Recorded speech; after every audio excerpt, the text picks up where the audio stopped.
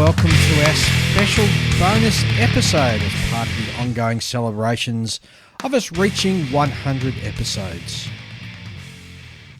Without the support of our Patreons, we could not get to where we are today. So a huge round of applause and cheers to you all. Of course, if you want to support us, you can do so by going to www.patreon.com/onthebench and pledge any amount from $1 per month upwards.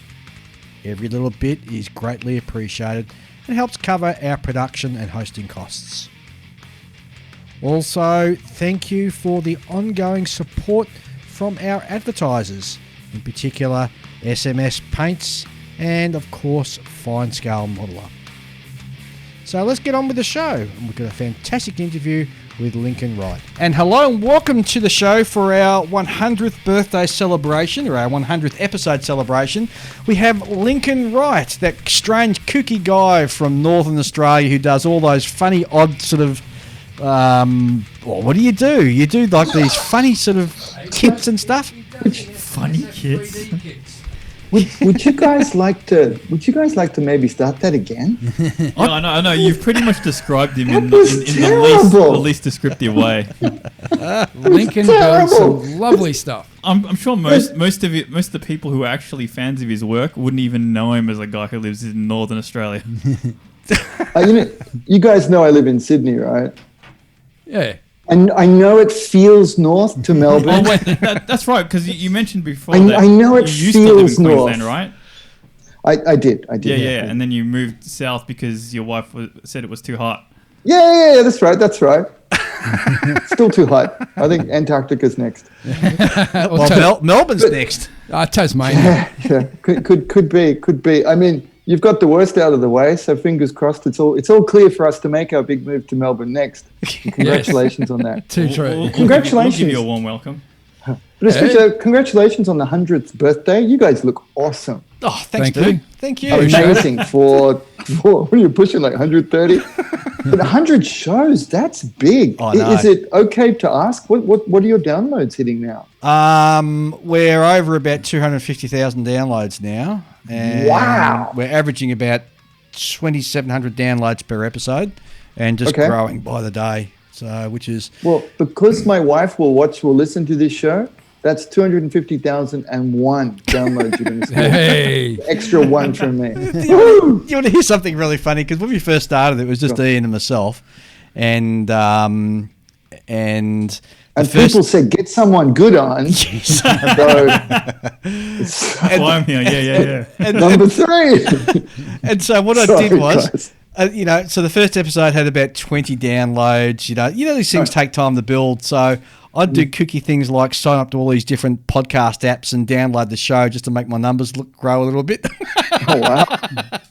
And, when you're only having 20 downloads per episode and you get an extra 2 sort of downloads, percentage-wise sort of really makes a big difference in the metrics.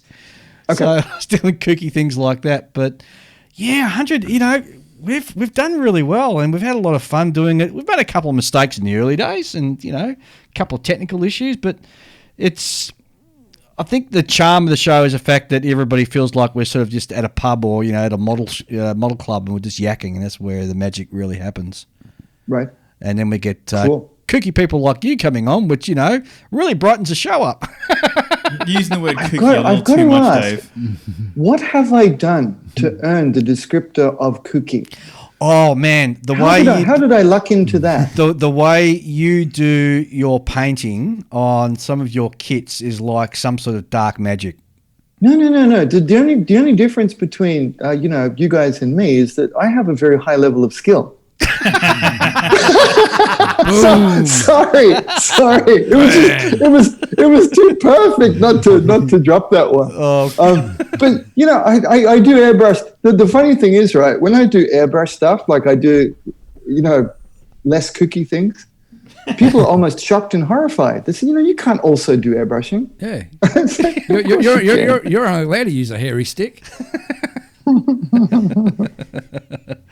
So, Lincoln, how have you been? What have you been doing since we last had you on? I think it was back in episode 70, 72, something like that. A long time ago, anyway. Okay. Yeah. Well, we did the move. We made the move. Yep.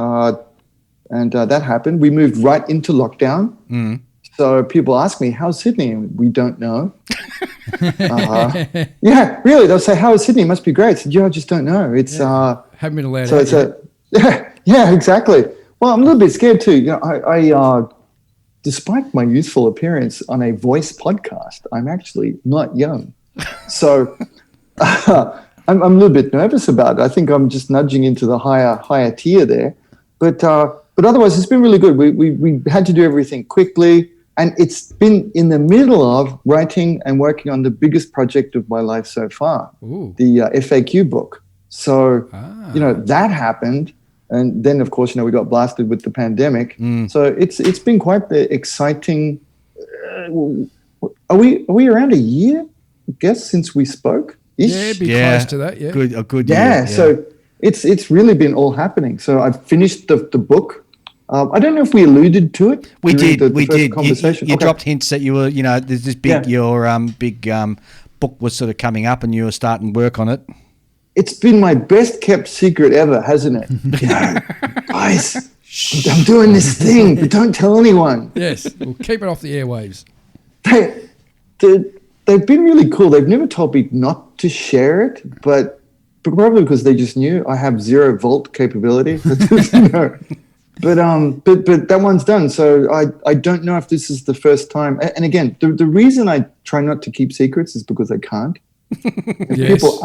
If people ask you something, I just why not answer it. So that one's done. I hope it's out by the time the show runs, but I don't know, and I cannot control. I'm not an internal person on their team, so I've done my part. I've handed over all of the content for it. So best expectation when we can expect to see it on the shelves or in the modelling shops? They had, when I say they, so I only talk with 2 people there, owner of the company and the layout person. So it's for AK Interactive. Yep. I actually pitched them the initial concept directly to Fernando Vallejo. Apologies if my pronunciation's off for our Spanish listeners. Wait a second, there's a guy at that company that actually takes the name of the company? I had no idea. There you go. I think you're flicking it over. So there's Alex Vallejo at Acrylicos Vallejo. Vallejo paints that we usually call them. Yeah. So in Australia, what do we say? Vallejo, mate. Yes. So we got Vallejo paints. That's owned by Alex Vallejo, and he's I don't know whether it's his father or his grandfather, but he's like in the family business. Right. And it's very weird to speak with him because, we love that paints. I feel like I grew up with Vallejo paints, and the owner has no interest in modeling or anything that we do. It's just a business, family business. Wow. So ultimate life disappointment number 23. That one was. I was like so excited to meet him. I'm like, Alex, I've been using your paints for years. They're so cool. Oh, okay. Yeah, but no. So the owner of AK Interactive is also a Mr. Vallejo. He's Fernando Vallejo, and they're not related. It's apparently it's a common name in Spain. Like Smith. Yeah. Kind of. Yeah, I guess so. If or like Humbrol. Yep. Mr. Humbrol.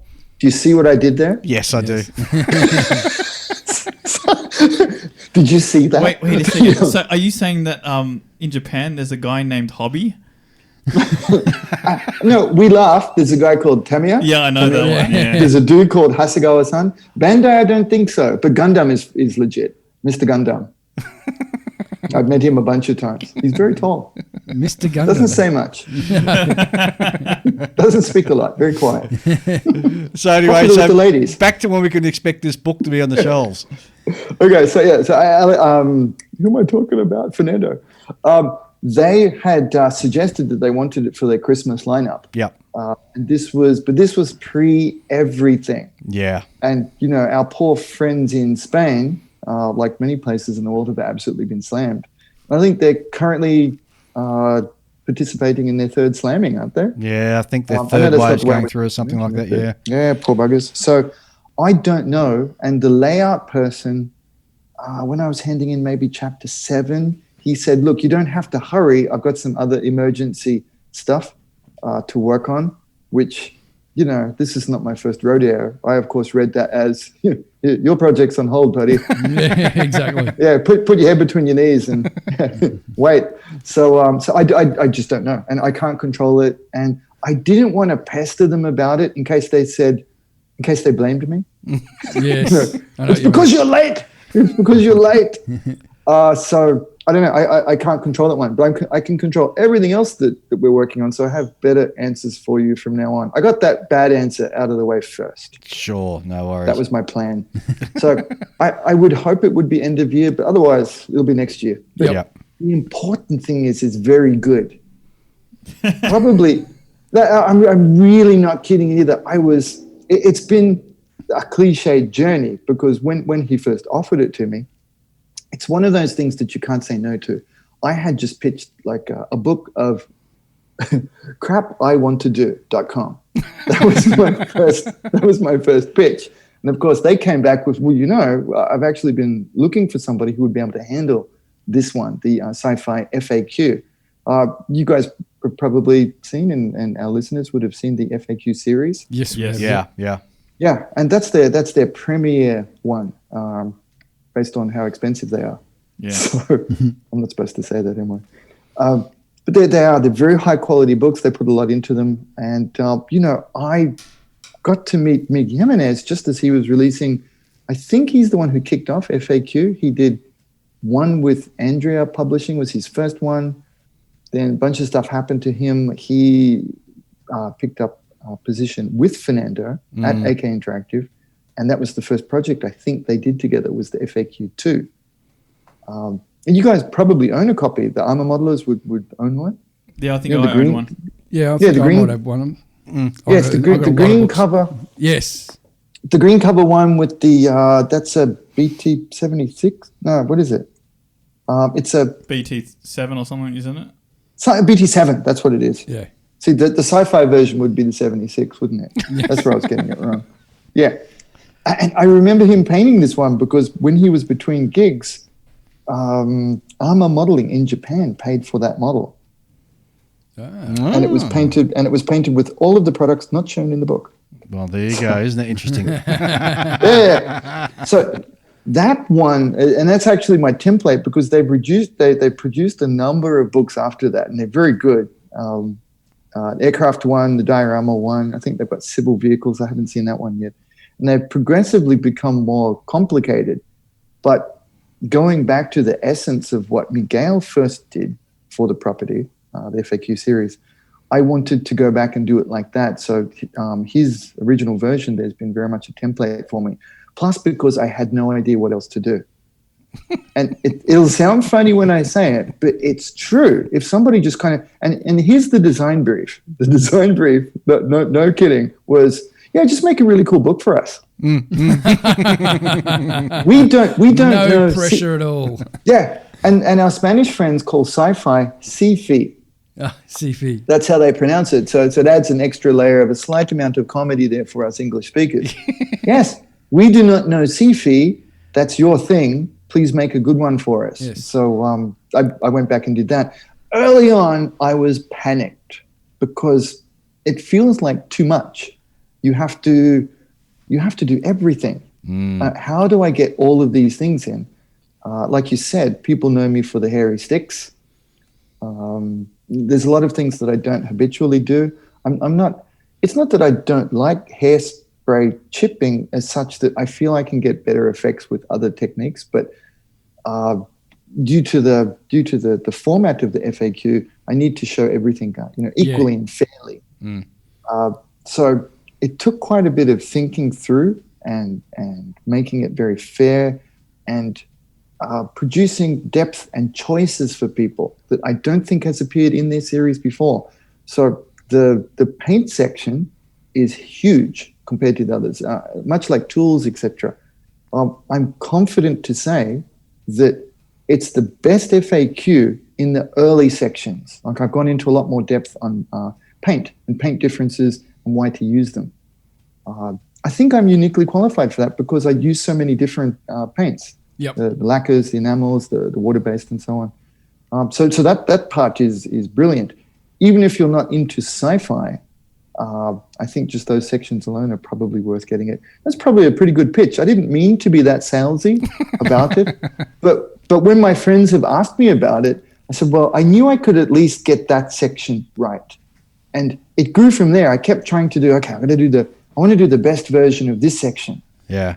Next it was this section. And then chapter 5 is all of the techniques. It just ballooned out. I was really scared of not getting enough pages for them. Right. But it's ballooned out. It's huge now. Based on how they do the layout, it's going to be 300 plus pages. Ooh. Wow. It ended up being quite a bit of stuff. It's going to be huge. Yeah, it's going to be huge. It's and that was, like I said, that was just a fear to not be able to produce enough stuff for it. But I killed myself and did it. Oh, and that's why I've been a little quiet the last maybe 6 months, is that I've just been, where we're talking now, I've been here, running backwards between here and the desk to, punch stuff out. It's been quite a big one. So you had to do all your own photography and everything as well? Yeah, and I think also this will probably be a first as well.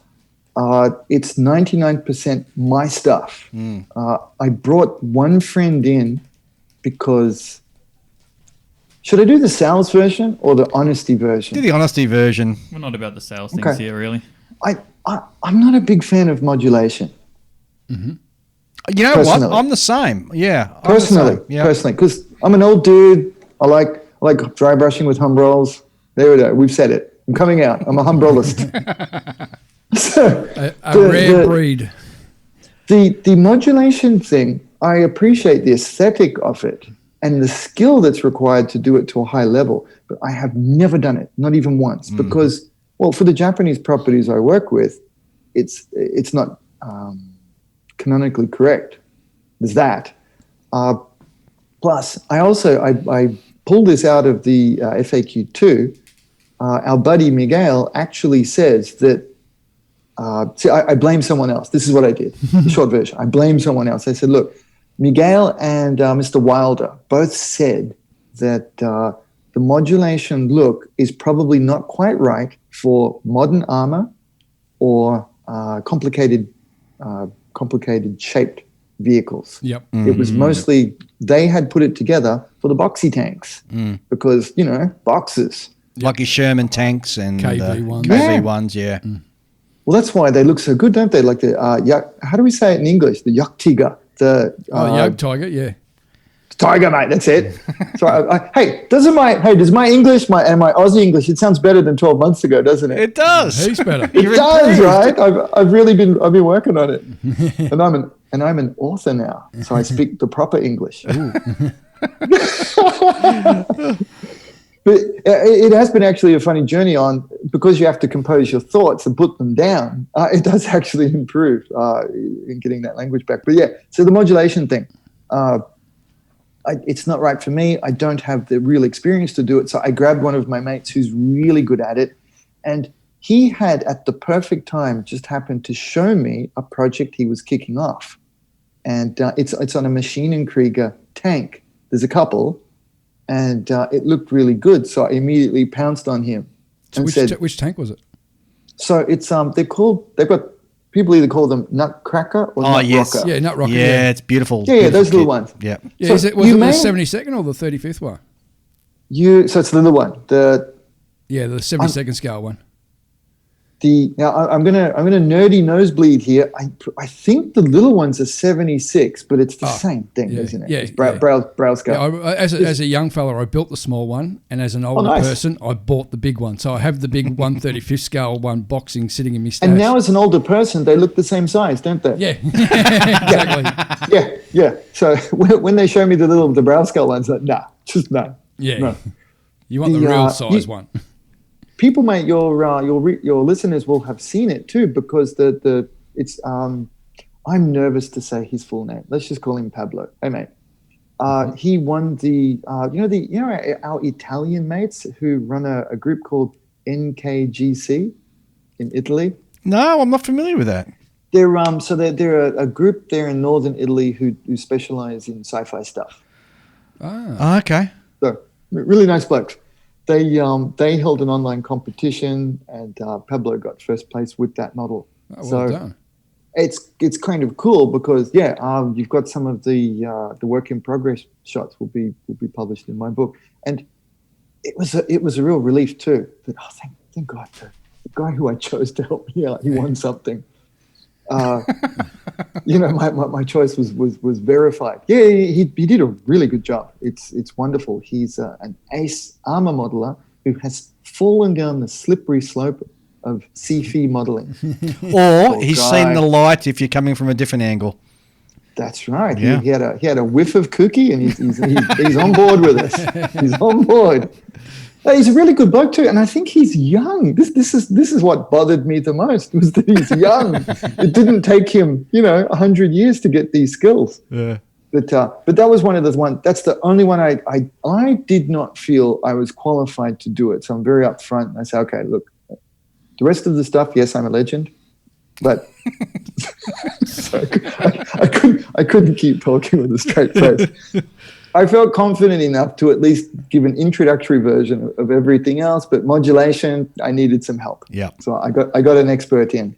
So I think that is it's the first time I think that's been the case. The rest of them have a bunch of people pitching in, and yes, I had to do all of the photography is mine except for Pablo's stuff, and all of the English mistakes are the Spanish team's fault. Because when I sent it over, it was perfect. There were no typos.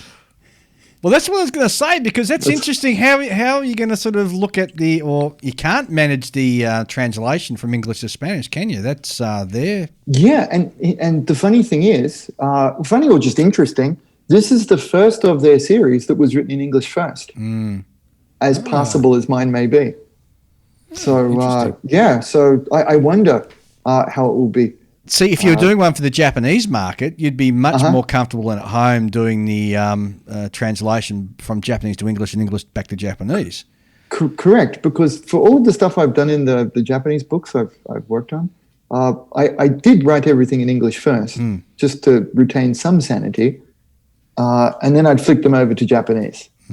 Because it was just, you guys who speak multiple languages, you've always got a stronger one, and it's easier to nut things out in a logical form in that one first and then flick it over. I mean, generally speaking, yeah. So, yes, you're right. I'm not sure if they'll do a Japanese version, because I do know that the AK Interactive dudes have a deal with Model Art. Right. And Model Art do Japanese versions of all of their books. But this time it presents an interesting one for them, because the IP owners... Well, for a lot of the work I've done, there are actual IP owners. So that might require some negotiation for them. That's probably not interesting for our listeners, but I'm just curious about how that one would work out. Yeah.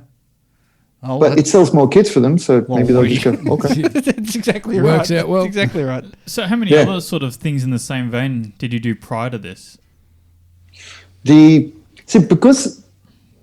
So everybody, we're doing this on Zoom, so I can see the guys this time. Yes. And of course, my impression has increased a great deal.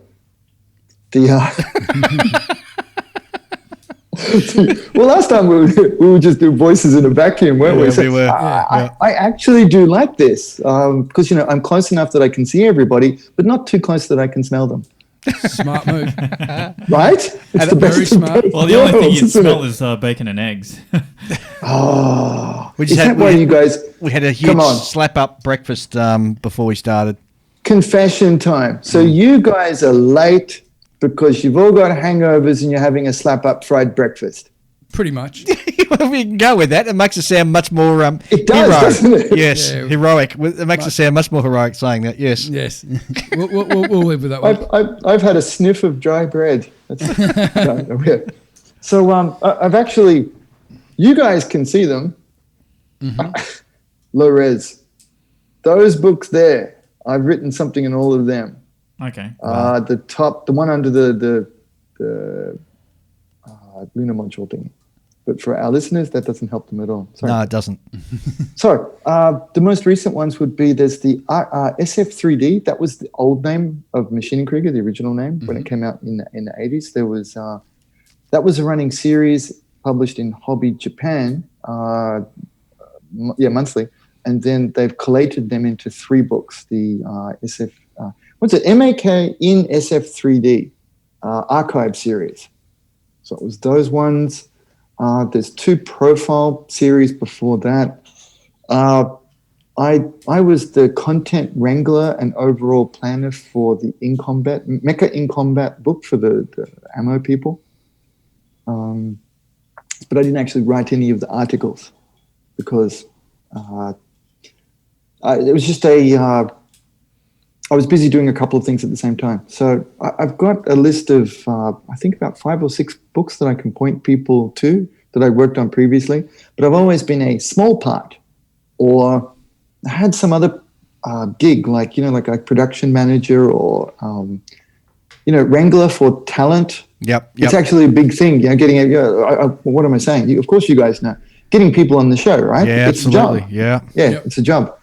And especially when you've got maybe 12 people collaborating for a project that needs to go at the same time, chasing them up is a large and thankless task. It's very time consuming. Yeah. So I spent this morning actually skilling up on putting the website together, and I wanted to put them on there so that I don't want to just have my standalone things there. I wanted to add some of the back catalogue so people can get them too if they're interested. But they are all in Japanese language. That's one thing. I'm not, in all honesty, I'm just never sure if that's enough to put in front of people because they're not cheap. You have to get them in from overseas and you can't read anything. So it makes it an expensive proposition. But then again, a picture says, 1,000 words. So in just, a photo alone, you can convey a lot of information. Yeah. Sure. So I'll add them to the website. So once the publication section goes up, people can jump on some of that back catalogue as well. Very cool. Hey, what's on your bench at the moment, Lincoln? Okay. So I finished that book. So I'm doing another one. Oh. And stuff I'm working on is, I wish I had a better plan of talking about this stuff today, but you can tell I did not. That's what you got me here for, to steer you. Good stuff. So we're kicking off a competition at the same time, and I've got the next series after the FAQ book is in a very similar way. I went to Koyo Kurama Sensei and said, look, I'd like to produce some of these things for you, but let's do it in English, like I've been harping on for the last 12 years. But now I actually have the ability to make it happen. Yep. As opposed to being one of the staff there in the back room at Hobby Japan. Now I have avenues to get these things done. Yokoyama-san came back and said, yeah, that sounds like a great idea. With like a little virtual, because it was Zoom as well, like a little virtual pat. Yes, that's a great idea, Link. But here's what I want you to do. And so it was FAQ all over again. I pitched some crappy little idea, and then the boss comes back with the big plan. It might be why they're in charge. I think so. It probably would be. Yeah. So it's almost like it's got something to do with it, right? So Yokoyama-san, he came back and he changed it, but the basis of it is to do a publication for the Maschinen Krieger property, but in English, with Yokoyama-san as the editor-in-chief. He's got the overview of what's cool and what's not. Yep. And his idea was to make it at the narrative of my journey, to make it relatable, my journey through the Maschinen Krieger property, both meeting him at first few Maschinen Krieger kits, and blending them together with up to what I'm doing now. So for that, and to help facilitate that to happen, they're sending me over all of the stuff I made for them. Oh wow! Is going to come back so that I can rephotograph them and put them in with old and new. Oh, are you nervous about that stuff being shipped? If it happens, yeah, because nothing's moved yet. So, not really, because it's already gone to me in a way. Once you hand it in and it goes into storage, you don't ever expect to really see it again. Yeah. So no, I'm if anything, I'm excited and horrified to see my old stuff. You know, you'll open it up and go, really? This, you know, this was acceptable back then? Yeah, man, this is rough. Yeah. But, no, not really. I mean, stuff gets shipped all the time. I mean, and breakages will happen. One of the little, very small side gigs that I had was restoring the original Yokoyama-san's models after being on display or prior to display. They'd have them out, and part of learning how to be able to paint like him was repairing his work. It's just like in the old days of the Renaissance or something. The way to apprentice with somebody was to fix their work. Yes. So I've done a bunch of repair work, and if they don't survive, I mean, I can make more. It's okay. yeah, absolutely. You can always build more. Yep. Yeah. I'd be horrified to sort of go back and look at some old kits I'd made. You know, if somebody gave me a box of stuff I'd made, you know, about 10 years ago, and I open it up, I can imagine myself saying, "What idiot made that?" You know what I mean? Yeah. You look at it, go, "Oh, you'd be horrified." How rough and exactly. Yeah, well, your memory of things also in the past usually differ from how they actually are. Yeah, you might be surprised about like how different it is compared to your memory. Right. Some might actually be okay. Yeah. You go, well, that wasn't bad. I want to believe that. I want to believe. Have there been subjects that you built very long ago that you've built again recently, or recently enough, you know, and then you've got an actual basis for comparison between your older and newer skills? Well, I think that's very much the point. Yokoyama-san's quite sharp, and he's seen that as that would be interesting for, you know, people who like the genre, new and old, because it's human. It's not just about stuff. It's somebody's journey, somebody's learning, somebody's impression, and somebody's looking at their old ones and the new. And he's constantly chiding me about overworking models. So he says you need to look at some of your old ones to learn what you can get away with. It's a big thing with these guys. It's Yokoyama-san, he's a Rembrandt expert. And one of Rembrandt's big things was he wanted to be able to paint portraits with as few brushstrokes as possible. Yes. So I've had the wonderful opportunity to go to a Rembrandt exhibition and see that up close. And it was amazing. When he was young, he was technically very good, outstanding. And then right towards the end of his career, he did, they had the final example of his self-portrait, and they had them side by side. And you can see that, you know, so far fewer brushstrokes. It was incredible. Yeah. Once you get up close, you could really see it in the visceral texture. But when viewed from the proper distance, it actually read better than the one when he was younger. So and speaking of Rembrandt, how big is that night watch painting? Right. That is huge. I remember seeing that in real life, and that just blew me away. The sheer size of that painting is massive. But you touched on an interesting point there. You said, you know, when you stand back, you can sort of appreciate the whole of the picture and you know, and the detail. Right. And I think sometimes as modelers, we get really hung up on, you know, getting right down super close that you can see every little bit.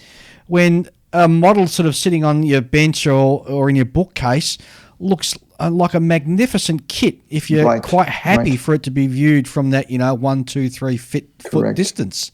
And I think sometimes we need to sort of just chill out a bit more and build to that.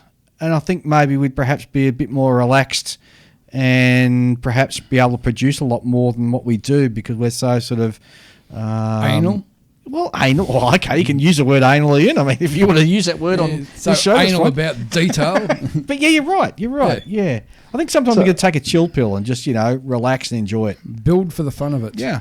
One of the really good things, I'd like to give people a word, a phrase to describe that. So one of the having had the wonderful opportunity of pretending to be a teacher for the past 4 years, is that you have to learn how to get these ideas across. So in speaking, York Yamasan and I developed a shorthand for many concepts.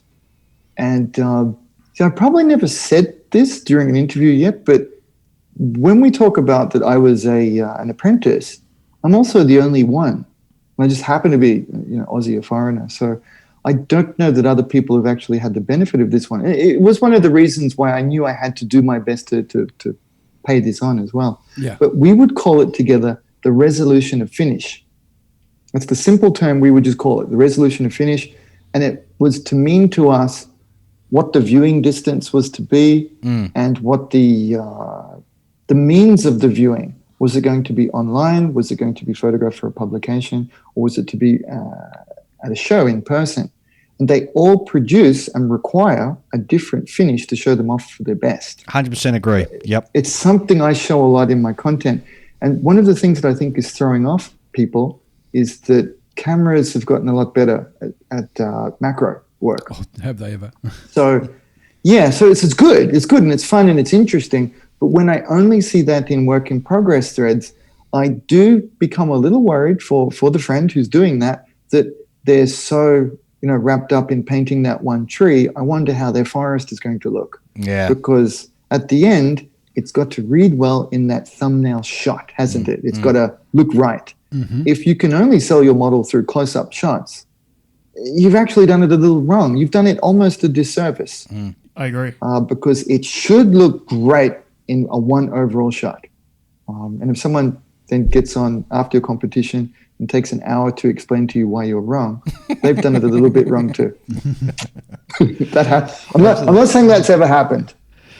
Yeah. But I mean, what you're talking about is like the tunnel vision effect of like when you focus on like, oh, that's a really cool aspect, I want to reproduce that aspect, and then you neglect the wider view of things. Right. Yeah. I've always often said that on this podcast that, especially with dioramas and things, that you can't have just one area that's more detailed than all the others, otherwise it doesn't match, Unless it's the subject. Yeah. I mean, it's... And for a reason, yeah. But yes, I 100% agree. Yeah, like you can't have one aspect significantly better than all the others, otherwise like you would actually be better off to dropping it down a level. Correct. Yes. To match everything else.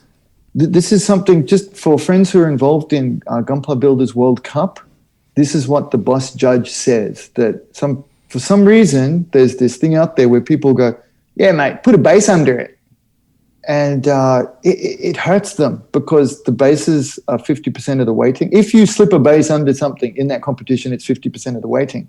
And if you've not done the same effort that you have for what's above the base, you've got dinged points. It's exactly that. Sometimes you're better off actually dropping it or scaling it right back. Yep, 100%. Wisdom bombs. Look at us. Wisdom bombs. Left and right. Another aspect you mentioned was like the technical sort of skills and how younger or newer modelers will focus on the technical aspects, and then only with age and wisdom do you gain the sort of insight to tackle the more artistic aspects. Right. It's often you see it with musicians. And how you see those, you see those videos on YouTube of little children and they're able to play the drums at a genius level, but there's no emotion to their playing. It's technically brilliant, but it lacks the nuance that more experienced musicians will have. Yes, of course, yes. They're just happy their parents aren't beating them. Yeah, that's for a change. Different. That's a dark view of it, but yes, that's sure. We'll go with that. Yeah.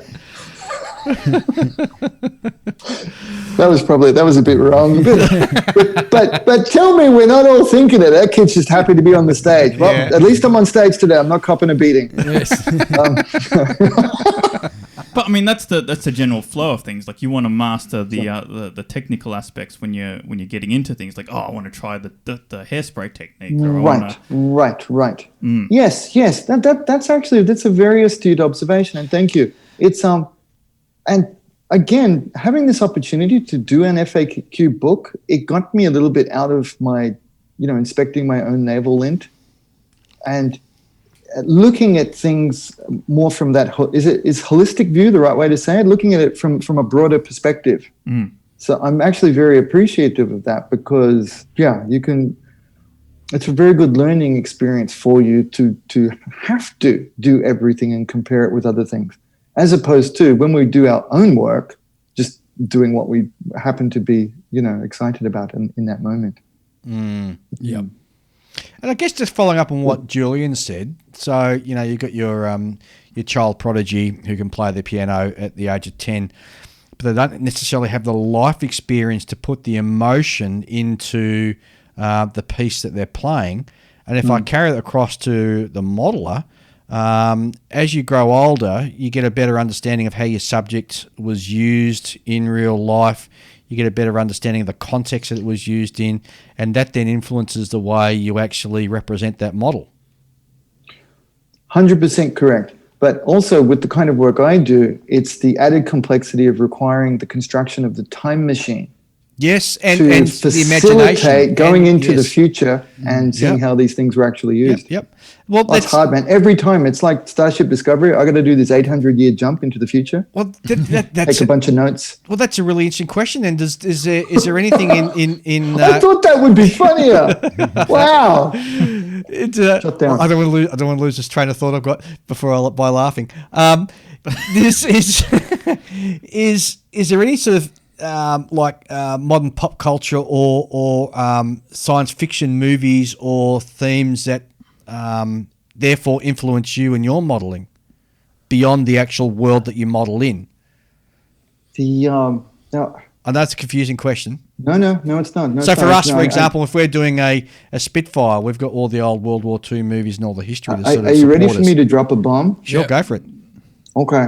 So all of the Maschinen Krieger people working that, we're all actually expert aviation modelers. Maybe not to your standards, but it's a requirement of the gig. So we're constantly doing behind the scenes group builds of various World War II warbird properties. Right. Oh, they're not properties, but warbirds. So we, much like anything, how is it said? Art. I read a really interesting way that it was put to me the other day. It was that artists working on things, we're not required to think outside the box per se. Maybe with sci-fi a little bit more, but we need to work on the edge of the boxes. And I really liked how that was put, because it's another term for it I've heard used was the adjacent possible. So we need to actually have quite a firm grasp and historical reference knowledge. So I'm a big World War II buff. So because it's the richest one we have, thank goodness, knock on wood. And so we studied and we did a lot. I've actually made quite a few armor models, aircraft, various things like that, to get a feeling for the design concepts of the various forces. So like the US stuff, the British stuff, and the Russian and the German, they've all got quite strong design cues. So in learning them and then being able to transpose that onto new imagination, hypothetical ones, is actually required skill. And thank you for the opportunity to actually let me mention that. It's not something that comes up often. Because friends will ask me, they go, how do you come up with these schemes? They go, well, I ripped it off this. But it's not so much a rip-off as you've heard it, people like to call it lift and shift is another thing to kind of explain it, right? So it's very much that. You have to be quite well-versed in things. To be a creative requires a lot of input. You have to really know a lot of background stuff. You can't just pull it all out of your backside. Absolutely. It doesn't sit well. Yeah. You can see when you folks try to do that, and it doesn't fly as well. Because they're not real, you need to have one foot on the ground with them. Otherwise, yeah. Like so that's probably one of the reasons my work looks like it does. I hope you can see a difference, but that's one of the reasons is I've got it tied to reality as much as possible, because that's where we live. Yeah. So like one thing that I suppose a lot of purist sci-fi modelers may not sort of think about is like the materials involved. Like how do those materials get made? How does it weather? Sure. You know, how do they interact with other elements like the ground? You know, like if it's a heavy if it's a heavy vehicle, obviously it's going to have like weight to it. You know. Yes. It's gonna deform the ground. It's gonna, you know, armor plates are gonna rub against each other, etc. Right. Is it a ferrous-based material? You know, depending on what they are. Yeah. And that's right. Because I was only thinking about this subject the other day. It's for me like the best science fiction films or movies or shows that I enjoy are those that are based in everyday sort of physics and our understanding. Sure. So the most recent series of Battlestar Galactica, the way the fighters move through space, they didn't sort of fly because everybody knows, like Star Wars, X-Wings fighters fly through space because there's no atmosphere in space, so you can't do the curving sort of swooping maneuvers. Whereas in Battlestar Galactica, they really played, and also in The Expanse as well.